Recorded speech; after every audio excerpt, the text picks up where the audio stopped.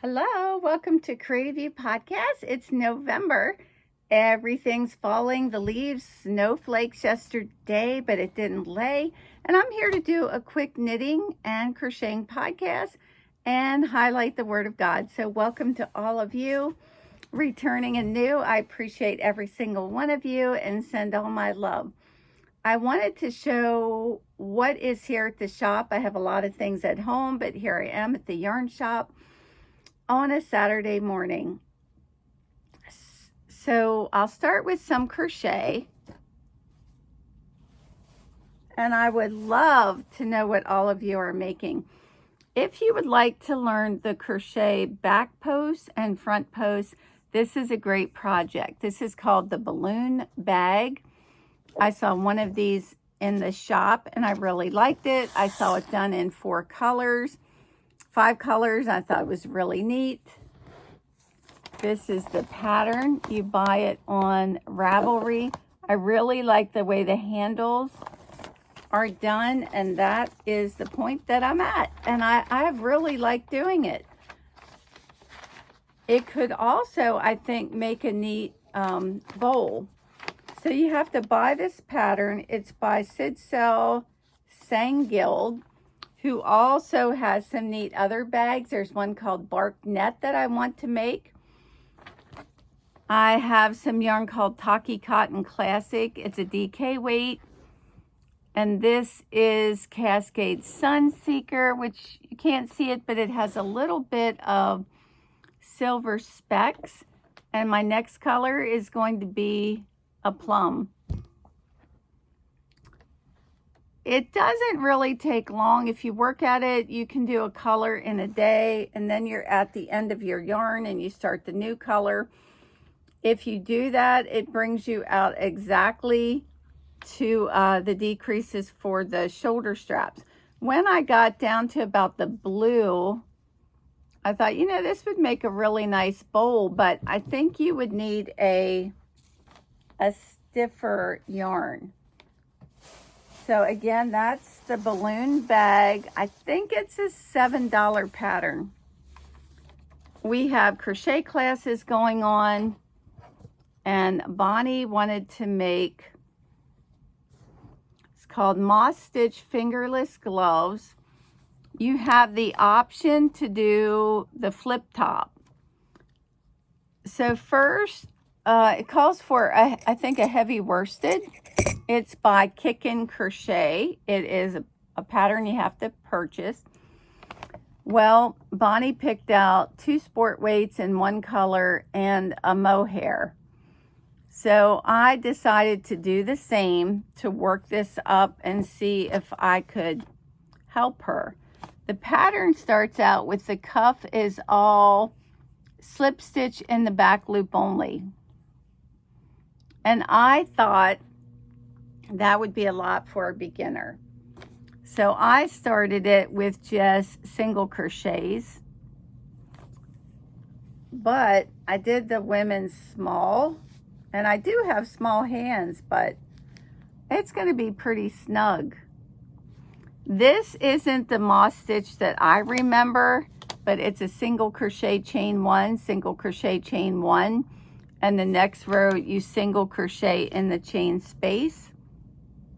I started the second one. She came for class, and she had the whole cuff done in the slip stitch back loop only, and it was beautiful. I'll post a picture on my Facebook or Instagram. I started a second one in a solid Aran weight yarn just to see, and it is just a tad bit looser, which I think is better for me. This is a wool alpaca yarn, so I hope to get working on them over the weekend. The other thing, one of the ladies is doing in the class is doing the Flower Power Dishcloth, which is a free pattern on Ravelry.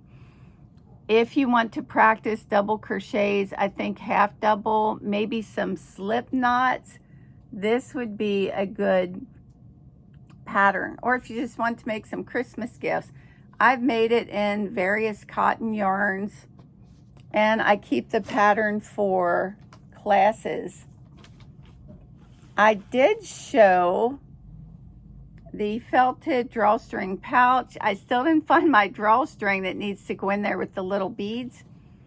The second one I'm doing, I decided not to do the 3 different colors, but to do a self-striping yarn. This is Noro Crayon. Crayon means crayon. It is a roving type yarn, meaning it's not tightly plied. And I'm ready to start the handle. It's very easy, just decreases, half doubles. I love the colors. It's like an orange, a peach, a lime, a deep dark green. And I figured if I'm going to felt this, I want to do some other felting projects.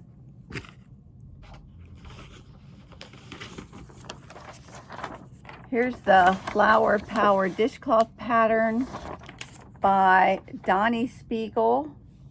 Here's another one I did out of a nubby type cotton. And then one of the ladies wants to do snowflakes. So I found a Better Homes and Garden. It's actually 3 snowflake patterns. They're free. I got it off Ravelry, but there's also a website. And what I found is there's mistakes in these patterns. I did not do the crochet cotton. I did I think a sport weight cotton with some linen in it. I thought it would make it stiff. And you do these little peacoat tops, which are fun. The second one that I started, that I'm working on, does have mistakes in the pattern. Whoever typed it up didn't know that chain was CH, so then it'll say H3, it'll say H dash something. There's a place where it says double crochet, but it means 2 double crochets.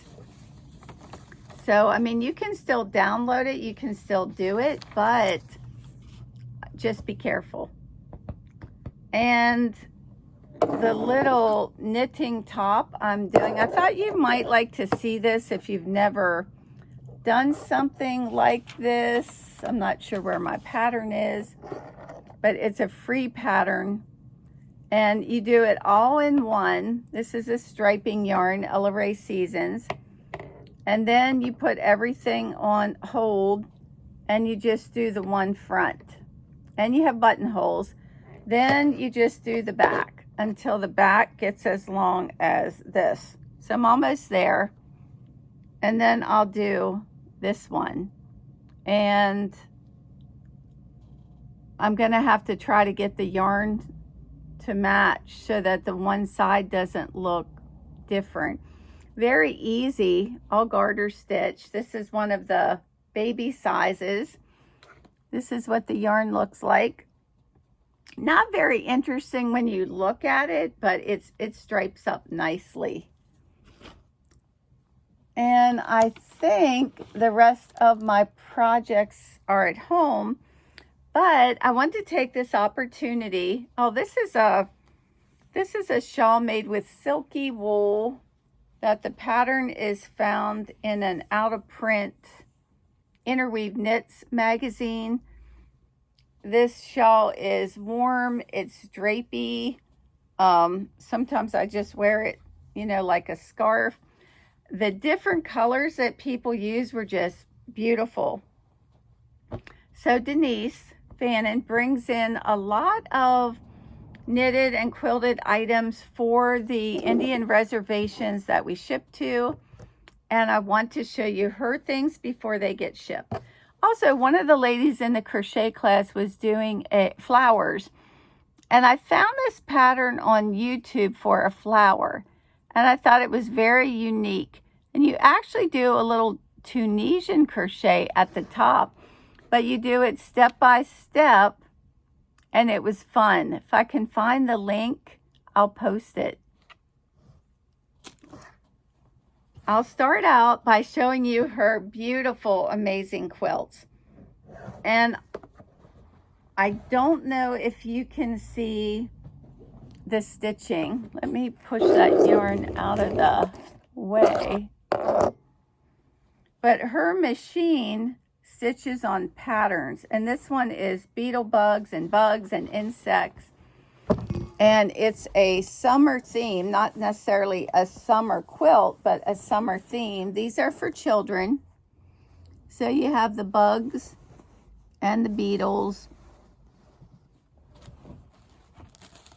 And the back is the puzzles. And I know you can't see the stitching, but it's beautiful. And I think any child would be thrilled. Here's the one, the cats with all the musical instruments. Here's the little pigs in all different colors. The fireflies. It is just beautiful. There is a second one that has the puzzle backing and the black splattered go-between, and it is very similar, but it's a different pattern. And so it has the blocks. And I think that most of the fabrics are the same, but the pattern on the back is birdhouses and birds. That is the stitching that it was set at. You're going to love this next one, and you're going to be so happy you watched this podcast because you got to see this. Tats in pajamas. How cute is this? Here's the parade of cats. There's this one. Let me see here. This one. Let me fold it in half here. There he is. And this one. Isn't that absolutely darling? And the stitching is cats. I think you can see it there, playing with yarn.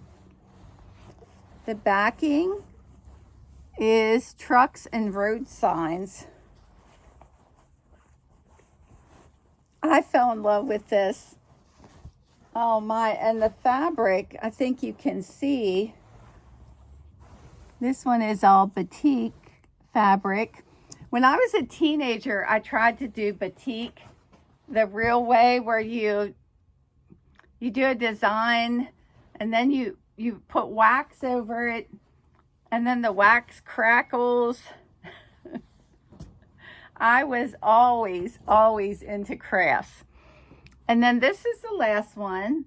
This has a pink batik backing, and it has deer. There's a deer, and then there are baby deers. Let's see here. There is the little deer. And this is all done with batik fabrics. Absolutely stunning and gorgeous.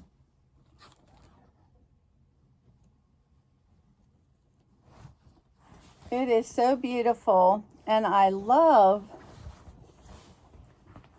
the border, which it looks like a washed out, but it's a beautiful green with leaves, and then the thread looks kind of golden.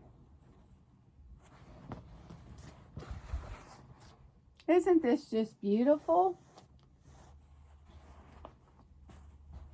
Now to show you her knitting. And if you've noticed, I've worked really hard not to say the word SL, which in some of my podcasts, I would catch myself saying it over and over and over. So I'm trying to spare you all. This has a story She went to visit a friend, and the friend at one time had done, I think, a class where you made all these different blocks, but she never put them together. She saw her friend on a Saturday. On Tuesday, she and another friend talked that this woman was not answering her phone, and it turned out she had passed away. So Denise took all these blocks as a tribute and put them together. So there's like a chevron, lace, and she is donating the blanket. Here's a block with baubles. It's another one. That's lace work, blocks, and then this is the last row. A faux cables. I think is that the horse fern or the horseshoe cable? And then lastly, this one. And I think she did a great job putting the different colors together. I think it's really nice. My husband just had a friend that died, and he's at that age where a lot of his friends are passing away, and it's really difficult. Now, for the rest of the show. She made a bobble headband and ear warmer, and I don't know the names of any of these patterns, so I can't share that with you. She did another ear warmer that has a really pretty cable pattern in it.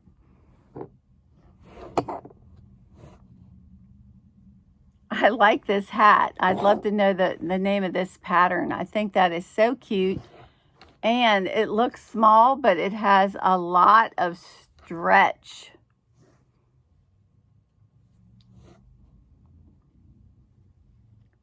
This yarn was Plymouth Baby, and it knitted up so soft, and it's long, and it has this little lace work at the bottom.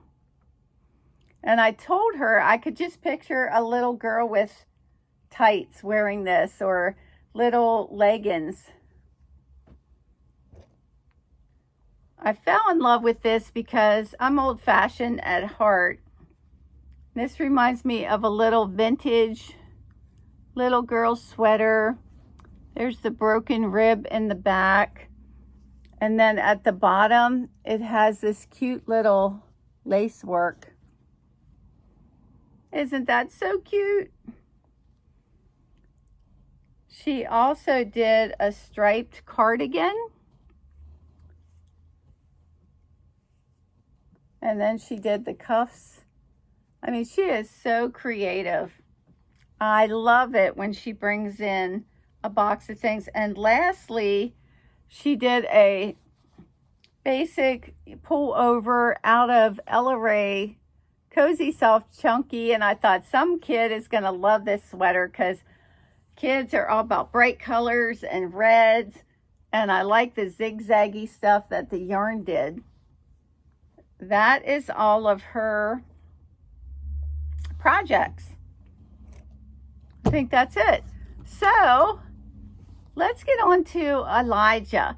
When we finished 2 podcasts ago, Elijah was on Mount Carmel, and he had this big showdown with the prophets of Baal and showing the people who were undecided. They couldn't decide, do we follow Baal, do we follow God?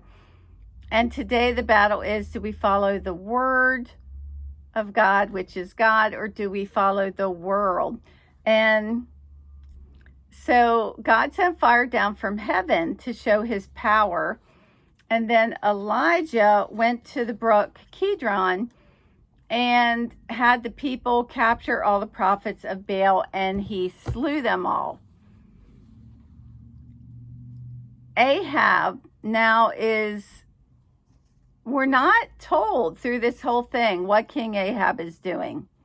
We're not told anything. So we're in 1 Kings chapter 18. And when the Lord sent fire down, verse 38, just to backtrack a little bit, then the fire of the Lord fell and consumed the burnt offering and the wood and the stones and the dust and licked up the water that was in the trench. And when the people saw it, they fell on their faces and said, "The Lord, He is God. The Lord, He is God." Okay. So now the prophets are killed, and Elijah says to Ahab, "Go up, eat and drink, for there is the sound of rushing rain." There's been no rain for 3 years because of the evilness, and Elijah prayed it would not rain, and it did not rain. But when we started this whole thing, God's, after many days, this is chapter 18, verse 1, after many days, and don't get disheartened because sometimes the Lord speaks to us after many days. The word of the Lord came to Elijah in the 3rd year. The 3rd year of what? The 3rd year of the drought, saying, "Go, show yourself to Ahab, and I will send rain upon the earth."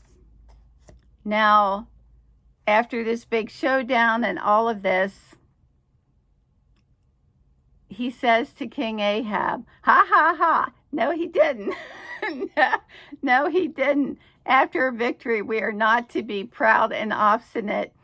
He said, "Go up and eat and drink." It was a long, long day. Drink what? For there is the sound of the rushing of rain. So Ahab went up to eat and drink. He didn't. Now remember, he wanted to kill Elijah, but Elijah went to the top of Mount Carmel, and he bowed himself on the earth and put his face between his knees. If you look up those words in the original language, this is like a woman in labor. He is laboring in prayer. And he said to his servant, "Go up now, look toward the sea." And he went up and he looked and he said, "There's nothing." And Elijah said, "Go again." 7 times. Seven is God's perfect number. And at the 7th time, he said, "I'm not going up again. Nothing's happened." No, he didn't. He did it. He said, "Behold, a little cloud like a man's fist is rising from the sea." And he said, "Go up, say to Ahab, prepare your chariot and go down." Ahab was on the mountain with Elijah. "Lest the rain stop you." So this is going to be some rain. This isn't going to be little gentle raindrops. It's going to be the rushing of rain. About a year or so ago, I went outside in the middle of the night. Something God asked me to do outside in the middle of the night, and it was a torrential rain. And while I was out there, I suddenly heard this tremendous rush of water coming from the base of our house, the corner. I thought like the basement was flooded, and no, our rain gutter at the top of the house must have been blocked with leaves. And all of a sudden, all this rainwater overwhelmed it, and this water came out in a powerful gush. This is going to be some rain. And Ahab is now obeying Elijah. In a little while, the rain, while the heavens grew black with clouds and wind, there was a great rain. And Ahab rode and went to Jezreel. And this is one of my favorite verses in the whole Bible. "And the hand of the Lord was on Elijah, and he gathered up his garment." Now, men at that time didn't pull their robe up and show their knees and ankles. "And he ran before or ahead of Ahab to the entrance of Jezreel." He must have run like the wind. He must have had a tailwind that was so tremendous that he just, and if you've ever seen the movie Chariots of Fire, this is where this came from. Ahab, who's been quiet, he's been obedient to Elijah, he hasn't murdered him. You find out that he doesn't wear the pants in the family. Jezebel, his wife, who was a pagan queen from a pagan family, and all those prophets of Baal and other prophets were hers, he goes home and says, guess what Elijah did today? Because she is the one that always takes the evil action. She's the one that when he comes whining to her, she gets an evil plan together. Then Jezebel sent a messenger to Elijah and said, so may the gods do so and more to me also if I do not make your life as one of them by this time tomorrow. Meaning, you're going to be just like those Baal prophets of mine. You're going to be dead. Elijah just had this amazing victory. God just extended it, showed his power, rained down fire from heaven, everything. And I heard a pastor say once, the day after the victory, or after the victory, is when you really need to pray and fast. So here's this mighty man of God that God used in a mighty, miraculous way to bring thousands of people back to God, who was not afraid to go to Ahab, who wanted to kill him and present himself. It says, then he was afraid, and he arose and ran for his life. And he left his servant behind, and he went a day's journey into the wilderness and sat down under a broom tree. And don't we do that? God already has the victory, and we just retreat. We go to our bed, we go sit under a tree, whatever. And he asked to die. He asked God, I want to die. Is it enough now, O Lord? It's enough. It is enough. I've had enough. I just can't take anymore. It's enough. Is it ever going to end? The persecution, take away my life now, for I am no better than my fathers. His father would have been his father, grandfather, but also I think the people that went before him in the faith, maybe he's feeling very ashamed that he ran, because he's saying, look at me, I'm pathetic, I'm no better, just take my life now. He lay down and slept under a broom tree, and behold means pay attention, an angel touched him and said to him, you should be ashamed of yourself. God is kind, loving, and gentle when we have had too much to bear. He said, touched him and said, arise and eat. I have known people that have been touched by a heavenly being. They don't see anybody, but it happened to me once. Sometimes I don't like to tell these stories because people will say, well, why did God do such and such to them and not to me? I'll tell you what, when it happened to me, I had a severe illness and I thought I was dying. I have a big startle reflex. People walked behind me and I let out a blood-curdling scream. I didn't feel any fear. I just felt a tap. And I knew right away it was heavenly. It's comforting, like things will be okay. So the angel said, arise and eat. And he looked, and behold, there was at his head a cake. I bet it was a great cake too. Now, we're not talking about a cake with icing and all. We're talking about kind of like a cake of bread, baked on hot stones, and a jar of water. And I bet that was the best water ever. And he ate and drank and he lay down again. He was absolutely exhausted. He was physically, spiritually, morally bankrupt, exhausted. If you ever been there, and you do, you feel ashamed because God is so good and you feel like, look at me, Lord, moping. And an angel of the Lord came again a second time and touched him and said, arise and eat, for the journey is too great for you. Look at the compassion of God. There's much ahead of you. It's too great for you. And he arose and ate and drank and went in the strength of that food 40 days and 40 nights to Horeb, the Mount of God. And I'm going to stop there. 40 is also a powerful number in the Bible.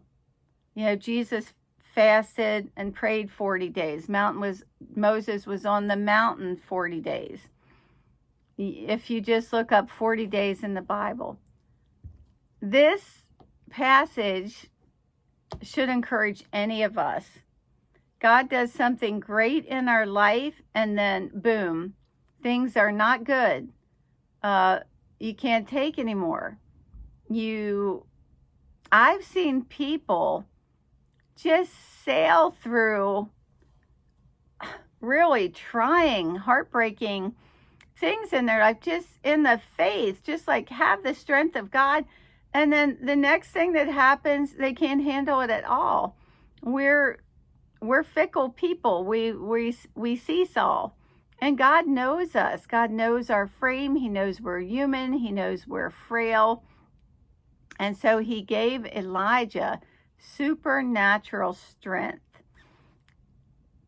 Maybe a lot of you need that. And you think, well, I don't feel anything. I prayed. I don't feel anything. Well, faith in God is not about feeling. It's about walking in faith, not by what we see. And that takes a lot of commitment. And think of all the prayers that you've prayed that have been answered that you never even knew about. You won't know about it until you get to heaven and you see the results of these prayers. I'm going to tell you a quick story. I heard about a man. He wasn't an old man. I think he might have been in his 40s, and he got sick. Sick enough that he had to be in bed for months and months and months. And no amount of praying seemed to help. He couldn't work, couldn't earn money.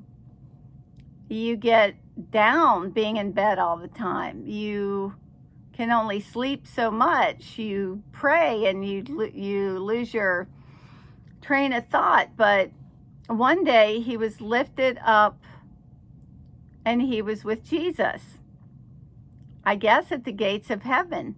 And there were all these people there to welcome him. And he said to Jesus, I'm pretty good with names, but I don't know any of these people. And Jesus said, you prayed for them. You know, all his prayers, all that time that he was in bed, praying for people he didn't even know, maybe praying for people who were dying that they wouldn't die without Christ, praying for those who were sick to know God. There they all were. And then he asked this question, does this mean that I'm not going to get healed? And Jesus said, I didn't say that. And he came back into his body. Just something to think about. I want to wish you all happy Thanksgiving if I don't see you. Because of this, 2 weeks, 3 weeks is too long. I'm going to try to come on once a week. And I hope all of you join me in the Bible study because it is exciting. It is God himself, the Word of God, and it will change your life. Shine, baby, shine. Don't let circumstances get you down. I'll see you the next time.